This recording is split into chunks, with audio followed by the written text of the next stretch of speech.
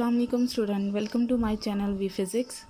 आज जो बच्चों हम टॉपिक करेंगे चैप्टर नंबर 21 न्यूक्लियर फिज़िक्स का हाफ़ लाइफ हम डिस्कस करेंगे रेडियो एक्टिव एलिमेंट की। नाम से हमें पता चल रहा है हाफ़ लाइफ जो रेडियो एक्टिव एलिमेंट हैं उनकी हाफ़ लाइफ कैसे। हमने अभी पिछले लेक्चर में पढ़ा कि जो एलिमेंट्स जिनका एटॉमिक नंबर क्या था ग्रेटर देन 82 था वो सब रेडियो एक्टिव एलिमेंट हैं। दैट जो है वो वाले एलिमेंट जो रेडिएशन एमिट करते हैं, मतलब जब वो रेडिएशन एमिट करते हैं वो अपने न्यूक्लियस में क्या हो जाते हैं, ट्रांसमिट हो जाते हैं और एक न्यू न्यूक्लियस जो है वो जनरेट करते हैं। पीछे अगर आपको याद हो हमने इक्वेशन पढ़ी थी, जो अल्फ़ा पार्टिकल एमिट करी थी, रेडियम था हमारे पास 228, 88 और इससे हमें रेडॉन मिला था प्लस अल्फ़ा पार्टिकल एमिट हुआ था, तो ये आपके पास आ जाता था 226 और ये आपके पास 4 निकाल दें तो आपके पास आ जाएगा 222 और यहाँ से 2 निकाल दें तो आपके पास 86 आ जाएगा। तो हमने देखा कि रेडियम क्या हुआ कि जब उसने रेडिएशन एमिट की तो वो एक न्यू न्यूक्लियस में कन्वर्ट हो गया, तो मतलब इसका न्यूक्लियस ट्रांसमिट हुआ। तो मतलब ये जो एलिमेंट है रेडियम वो कुछ टाइम के बाद अपनी ओरिजिनल शेप में नहीं रहेगा, बल्कि वो चेंज हो जाएगा कि किसी और न्यूक्लियस में। वो न्यूक्लियस ये था रेडॉन। अब क्या हुआ कि इसके देखें क्या डिक्रीज़ हुए, नंबर ऑफ़ एटम डिक्रीज़ हुए। नंबर ऑफ़ एटम डिक्रीज़ होने के बाद एक और न्यू एटम यहाँ पे बना, एक एलिमेंट बना। तो वो वाला टाइम जिस टाइम पे ये एलिमेंट हाफ इसके नंबर ऑफ़ एटम डिके हो जाएं उस टाइम को हम कहते हैं हाफ लाइफ। अगर हम इसकी डेफिनेशन लिखें तो हाफ लाइफ क्या है, the period at which half of number of atom decays। किसी भी एलिमेंट के नंबर ऑफ एटम्स डिके होंगे उसको हम कहते हैं हाफ लाइफ। अब आपको और अच्छे तरीके से समझ आ जाएगी ये बात। अब ये बात याद रखने, मैंने यहाँ पे कहा है कि नंबर ऑफ़ एटम डिके होंगे कितने, हाफ। अब हम ये सोच रहे हैं कि एक अगर एलिमेंट है, जैसे हमने ऊपर रेडियम लिया है, तो मतलब कि जब ये इसकी हाफ लाइफ निकाली जाएगी तो मतलब कहेंगे हाफ लाइफ के बाद ये आधा रह जाएगा और इसके बाद वो हाफ लाइफ अगर इसकी एक हाफ लाइफ हुई तो वो आधा हो जाएगा, दूसरी हाफ लाइफ हुई तो मतलब वो ख़त्म हो जाएगा एलिमेंट। ऐसा बिल्कुल नहीं होगा। इस हाफ लाइफ का मतलब ये है कि अगर रेडियम है, रेडियम के एलिमेंट नंबर ऑफ़ एटम इतने हैं, हमने देखा कि एक हाफ लाइफ गुजरने के बाद मतलब ये इसका फर्स्ट टाइम पीरियड है जिसमें वो चेंज हो गया रेडॉन में, इसने नंबर ऑफ़ एटम डिक्रीज़ किए हैं, ना कि ये फुल। अब जैसा हम समझ रहे थे कि ये हाफ जो है वो डिक्रीज़ हो जाएगा, हाँ उसके बाद ये ख़त्म हो जाना है, ऐसा बिल्कुल नहीं होगा। और एक बात जो हम देखते हैं कि कोई भी रेडियो एक्टिव एलिमेंट जब रेडिएशन एमिट करता है वो एक अनदर न्यूक्लियस में चेंज हो जाता है। अब वो किस टाइम में चेंज होता है, कुछ ऐसे एलिमेंट हैं जो बहुत इमीडिएटली ये प्रोसेस कर देते हैं और एकदम से वो अनदर न्यूक्लियस में चेंज हो जाते हैं, लेकिन कुछ एलिमेंट ऐसे होते हैं कि बहुत ज़्यादा वो टाइम लेते हैं। तो जो एलिमेंट इमीडिएटली हो जाते हैं एक अनदर न्यूक्लियस में चेंज, हम उसके कह सकते हैं कि हाफ लाइफ क्या है, बहुत ही कम है। और जो बहुत लेट होंगे उनकी हाफ़ लाइफ हम कहते हैं कि बहुत ज़्यादा है। अब जो है अगर मैं एग्ज़ाम्पल आपको यहाँ पे दूँ जो आपकी बुक में भी दी गई है कि सपोज़ हम करते हैं कि हमारे पास number of atom, total number of atom किसी भी एलिमेंट के इतने हैं 100,000, ठीक है। अब हमने पता करना है ये नंबर ऑफ एटम अगर फर्स्ट हाफ लाइफ इसकी गुज़रे, फर्स्ट हाफ लाइफ मतलब कि हम कह सकते हैं कि इस जो एलिमेंट है वो एक दिन में कितना डिके करेगा। लेट्स से एक दिन की हम बात कर रहे हैं। अभी हम इसकी फ़र्स्ट हाफ लाइफ फाइंड करेंगे और ये इसके नंबर ऑफ़ एटम हैं। तो फर्स्ट हाफ लाइफ फाइंड करने के लिए हम इसको डिवाइड कर देंगे 2 से। जब हम इसको डिवाइड करेंगे 2 से तो आपके पास 50,000 आ जाएगा। तो इसका मतलब जब फर्स्ट हाफ लाइफ गुजरेगी इस एलिमेंट की तो कितने नंबर ऑफ़ एटम बच जाएंगे? 50,000। वो वाला टाइम जिस पे ये एलिमेंट्स हाफ हो जाएंगे, इस हाफ में चेंज हो जाएंगे, उस टाइम को कहेंगे हम हाफ लाइफ। ठीक है। अब आपने देखा कि हाफ लाइफ हुई तो इतने नंबर ऑफ एटम डिक्रीज हुए। अगर हम इसकी सेकेंड हाफ लाइफ फाइंड करना चाहें, सेकेंड हाफ लाइफ के लिए क्या करेंगे हम? अब जो नंबर ऑफ एटम बचे हैं उनको डिवाइड कर देंगे फिर 2 से। इससे और डिवाइड करेंगे तो आपके पास बच जाएंगे 25,000।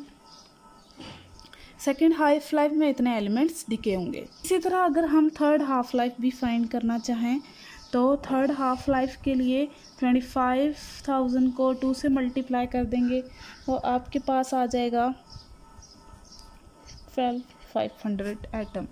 तो मतलब थर्ड हाफ लाइफ में इतने एटम रिमेन्स, इतने एटम बच जाएंगे। ठीक। तो ऐसे ही इनकी हाफ लाइफ चलती जाएगी। और एक बात कि हम ये टाइम कभी भी नहीं बता सकेंगे कि ये कितने टाइम में ये फुल डिके होगा। ऐसे ही करते करते ये कितने साल चलता रहेगा। तो पहली बात आपने ये याद रखनी है कि जो भी एलिमेंट्स हैं उनका हम ये प्रॉपर टाइम नहीं बता सकेंगे कि वो किस टाइम पे कम्प्लीटली डिके होंगे। अब आपको ये एग्ज़ाम्पल देती हूँ, ये किस तरह आपकी बुक में भी ये एग्ज़ाम्पल दी गई है कि लेट्स से हम कहते हैं कि पॉपुलेशन है किसी भी सिटी में अगर 1 लाख, और हम ये जानते हैं कि 1 लाख की अगर किसी सिटी में पॉपुलेशन है तो हर जो है दिन एवरेज जो हो पर्सन डाई होंगे, मरेंगे, वो 10% हैं। अगर 1 लाख अगर हमारे पास टोटल पॉपुलेशन है और हम ये जानते हैं कि 10 लोग हर दिन मरेंगे, एक सिटी की अभी बात हो रही है। अब 10 लोग मरेंगे, ख़त्म हो जाएंगे 1 लाख में से, तो हम क्या ये बता सकते हैं कि वो 10 लोग कौन से होंगे? जाहिर सी बात है ये बात हम कभी भी नहीं बता सकते कि वो 10 लोग कौन से होंगे जो पर डे फोर्थ होंगे, मरेंगे। ठीक है। तो मतलब कि हम उनमें ये चीज़ नहीं कर सकते एग्जैक्टली कि इस बंदे की लाइफ इतनी है, इस बंदे की लाइफ इतनी है, वो अल्लाह के सिवा कोई भी नहीं जानता। ठीक है। बस हम ये बता सकते हैं कि 10 लोग जो हैं इस वक्त मरेंगे। ठीक है। तो इसी तरह रेडियो एक्टिव एलिमेंट की भी बात होती है कि रेडियो एक्टिव एलिमेंट हैं, लाइक पॉपुलेशन की तरह इतने रेडियो एक्टिव एलिमेंट हैं। हम कह सकते हैं कि रेडियो एक्टिव एलिमेंट डिके होंगे, पर कौन से डिके होंगे वो हम नहीं बता सकते। तो इसी वजह से हम कहते हैं कि जो रेडियो एक्टिव एलिमेंट हैं वो कम्प्लीटली डिके नहीं होंगे। ठीक है। क्योंकि इनका टाइम पीरियड हम नहीं बता पाते। तो बेसिकली 2 पॉइंट इन दोनों बातों से अराइज होते हैं। सबसे पहला पॉइंट, अब ये जो हम करते जा रहे थे, अब ये आया, फिर हम इसको 2 से डिवाइड करेंगे, फिर जो आंसर आएगा उसको 2 से डिवाइड करते रहेंगे। ये इसी तरह इन्फिनिटी तक टाइम चलता रहेगा। इसी वजह से हम कहते हैं कि पहली बात ये है कि radioactive element no radioactive element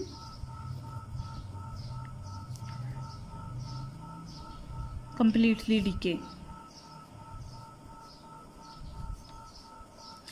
हर हाफ लाइफ में half of the number of atom decay होंगे और इसी वजह से अगले आगे आगे ये प्रोसेस चलता जाएगा और ये हम कहते हैं कि इन्फिनिटी तक, ये इनफाइनाइट टाइम इसको रिक्वायर्ड है कम्प्लीटली डिके होने के लिए। Infinite time that is not measurable, ठीक है। तो इसी वजह से हम कहते हैं ये कम्प्लीटली डिके नहीं होता।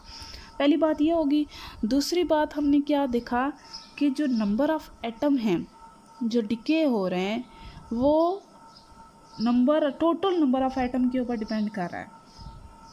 जितने ये ज़्यादा होंगे उतने ही ये नंबर ऑफ़ एटम डिके होके बचेंगे।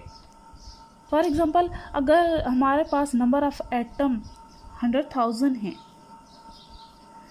टोटल, तो जाहिर सी बात है डिके भी जो होंगे वो ज़्यादा हैं, तो ज़्यादा ही हमारे पास डिके होके बचेंगे। अगर ये नंबर ऑफ़ एटम कम होंगे, लाइक 5 है, तो ये डिके होगा। जब डिके होने के बाद जब 5 को 2 से डिवाइड कर देंगे तो 0.5 या 0.2 जो भी है 0.5, ठीक है। तो नंबर ऑफ़ एटम कम होंगे तो नंबर ऑफ़ डिके भी कम होंगे।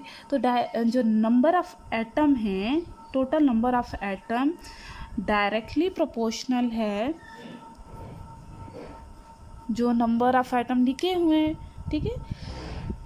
ये आपके पास total number of N atom है, ये टोटल नंबर ऑफ़ एटम्स, और ये जो है आपके पास है number of atom decay number of atom. और साथ में इसके नेगेटिव साइन भी आएगा। वो क्यों आएगा? क्योंकि ये जो टोटल नंबर ऑफ़ एटम है वो क्या होंगे? कम होंगे, ठीक है। अब हमारे पास 2 इक्वेशन आ गई इसी रिज़ल्ट को यूज़ करते हुए कि फर्स्ट ये कि जो नंबर ऑफ़ एटम हैं टोटल वो डायरेक्टली प्रोपोर्शनल हैं जितने नंबर ऑफ़ एटम डिके होंगे। उसके बाद क्या है कि number of decaying atom is also proportional to the time that is the number of N atom decay. कितने टाइम पे नंबर ऑफ़ एटम डिके होंगे वो टाइम पे भी डिपेंड करेंगे और उसके बाद टोटल नंबर ऑफ़ एटम के ऊपर भी डिपेंड करेंगे। तो ये आ गई आपके पास 2 इक्वेशन, फर्स्ट सेकंड। अब इन दोनों इक्वेशन की ये साइड दोनों जो हैं वो इक्वल हैं, तो हम इन दोनों को कंपेयर करेंगे। Compare 1 and 2। तो डेल्टा एन एक तो प्रोपोर्शनल है -n के, दूसरा डेल्टा n प्रोपोर्शनल है डेल्टा t के। जब इन दोनों को हम कंपेयर करेंगे, ये प्रोपोर्शनल है -n into delta t। Proportionality sign को अगर हम हटाएं, इक्वल का साइन लाएं तो उसकी जगह कांस्टेंट -n डेल्टा t। अब यहाँ जो कांस्टेंट इंट्रोड्यूस किया गया है वो है lambda -n delta t। That lambda is called decay constant। ये लैम्डा वेवलेंथ वाला लैम्डा नहीं है, ये लैम्डा है डिके कांस्टेंट। तो आपने इसको मिक्सअप नहीं करना, ठीक है। तो नेगेटिव साइन इंडिकेट क्या कर रहा है कि नंबर ऑफ एटम क्या हुए हैं? डिक्रीज हुए हैं। अब यहाँ से डिके कांस्टेंट अगर हमने निकालना हो लैम्डा, ठीक है, तो इसको निकालने से पहले हम क्या करते हैं, इस n को इधर डिवाइड कर देते हैं। Delta n divide by n is equals to minus lambda delta t। Minus sign इधर ही आ जाएगा, delta n divide by n और ये डेल्टा t डिवाइड हो जाएगा इज इक्वल टू लैम्डा। तो ये आपके पास डिके कांस्टेंट आ गया। अब यहाँ इस रिज़ल्ट से एक बात समझें, अगर डिके कांस्टेंट क्या होगा, अगर डिके कांस्टेंट लार्ज होगा तो आप ये देख रहे हो ये जो नंबर ऑफ़ डिकेइंग एटम और टोटल नंबर ऑफ़ एटम की जो रेशो है इसका इससे डायरेक्ट रिलेशन है। अगर डिके कांस्टेंट लार्ज होगा उस टाइम इंटरवल में जो हमारे पास नंबर ऑफ़ एटम डिके होंगे वो लार्ज होंगे, ज़्यादा होंगे। इसके बाद अगर डिके कांस्टेंट हमारे पास स्मॉल होगा तो जो वो एलिमेंट है उसके नंबर ऑफ़ एटम भी जो डिके होंगे वो स्मॉल होंगे उस टाइम इंटरवल में। अगर आपको इसकी की डेफिनेशन पूछी जाए डीके कांस्टेंट की तो क्या होगी? It is the ratio of fraction of decaying atom per unit time is called decay constant. अब इसका अगर हम यूनिट निकालें तो क्या होगा बच्चों? लैम्डा इज इक्वल टू, ये तो आपके पास रेशियो है, तो रेशियो का कोई यूनिट नहीं होता, तो पीछे रह गया टी, तो टाइम का यूनिट सेकंड होता है, तो लैम्डा का यूनिट एस इनवर्स हो गया, तो इसका ये एसआई यूनिट है। आगे आते हैं बच्चों ग्राफ की तरफ। आपकी बुक पे जो ग्राफ है फिगर 21.6 उसको देखते हैं। यहाँ बच्चों टाइम और जो नंबर ऑफ़ एटम डिके हो रहे हैं उनके दरमियान का ग्राफ गिवन है आपको। इसको मैं अभी आपको एक्सप्लेन करती हूँ कैसे। फॉर एग्ज़ाम्पल बच्चों हम कंसीडर करते हैं कोई भी एलिमेंट है, उसके total number of atom N naught हैं। टोटल नंबर ऑफ़ एटम कितने हैं? N naught. अगर हमने फर्स्ट हाफ लाइफ फाइंड करनी है, ठीक है, फर्स्ट हाफ लाइफ फाइंड करनी है तो और हमने जानना है आफ्टर फर्स्ट हाफ लाइफ हमारे पास रिमेनिंग एटम कितने बचेंगे, रिमेनिंग एटम कितने होंगे। फर्स्ट हाफ लाइफ मतलब टी हाफ, और total number of atom N naught हैं, एन नॉट को डिवाइड कर देंगे 2 से, तो ये फर्स्ट हाफ लाइफ है हमारी। और हम इसको यूं भी लिख सकते हैं 1/2 एन नॉट, तो आपके पास रिमेनिंग एटम कितने रह गए? 1/2 एन नॉट। यहाँ जो रिजल्ट लिखा जाएगा वो और आपके पास रिमेनिंग एटम होंगे, ठीक है। अब हम बात करते हैं सेकेंड हाफ लाइफ की। सेकेंड हाफ लाइफ, अब सेकेंड हाफ लाइफ में हमने इसको दोबारा से क्या करना था? 1/2 एन नॉट को फिर से 1/2 से डिवाइड कर देना था, which can also be written as 1/2। ये 2 टाइम हो गया तो हम इसको लिख सकते हैं 1/2 का स्क्वायर इंटू एन नॉट, ठीक है। अब फिर इसकी हाफ लाइफ लेनी थी, ये उसी तरह लिख लेना था, फिर हमने इसको 2 से डिवाइड कर दिया। After second half life the remaining atom हमारे पास कितने बच गए थे? 1/2 का स्क्वायर इंटू एन नॉट। अब इसी तरह आफ्टर थर्ड हाफ लाइफ में हम क्या करेंगे? दोबारा से 1/2 से डिवाइड कर देंगे ऊपर वाली टर्म को, ये उसी तरह आ जाएगा, तो ये आपके पास बन जाएगा 1/2 का क्यूब इंटू एन नॉट। इसी तरह हम चलते जा रहे हैं तो हमें देखें हमारे पास कुछ सीरीज़ नहीं बन रही। जो फर्स्ट हाफ लाइफ थी, बस मैं उसका रिज़ल्ट लिख देती हूँ बच्चों, उसमें हमारे पास आया था 1/2 इंटू एन नॉट। अब ये देखो इस फैक्टर का इंक्रीज़ होता जा रहा है। ये पहले 1 थी पावर, कंसीडर करें ये इसके ऊपर 1 है, फिर 2, फिर 3 अप टू सो ऑन, ऐसे ही चलती जाएगी। तो मतलब अगर हमने nth हाफ लाइफ फाइंड करनी है तो उसके लिए हम क्या, अगर हमने फाइंड करना हो remaining nth half life, the remaining atom, number of atom should be, कितने बच जाएंगे? तो ये आपके पास 1/2 उसी तरह आएगा और यहाँ पावर n उसके साथ टोटल नंबर ऑफ एटम। तो रिमेनिंग अगर number of atom in nth time half life अगर हमने फाइंड करने हों तो ये हम फार्मूला यूज़ करेंगे, ठीक हो गया। ठीक, ये आपको बताएंगे कि नंबर ऑफ एटम कितने बच गए आफ्टर nth हाफ लाइफ, ठीक। उसके बाद बच्चों हर एलिमेंट जो भी हैं उनकी हाफ लाइफ डिफरेंट होती है, ठीक है। जैसे यूरेनियम आपकी बुक में दिया गया है, उसकी हाफ लाइफ है 4.5 × 10⁹ ईयर्स। और उसके बाद जो रेडियम है उसकी हाफ लाइफ जो है 1620 इतने साल उसकी हाफ लाइफ है जो है रेडियम। यूरेनियम की उन्होंने बताई है, उसकी आपके पास है 4.5 × 10⁹ ईयर्स। ठीक है। अब इसके बाद बच्चों जो हम आगे एक करेंगे इक्वेशन, जो रिलेशन है बिटवीन द डिके कांस्टेंट, आप लिख सकते हैं relation between the decay constant and the time period या half life, sorry, relation between decay constant and half life.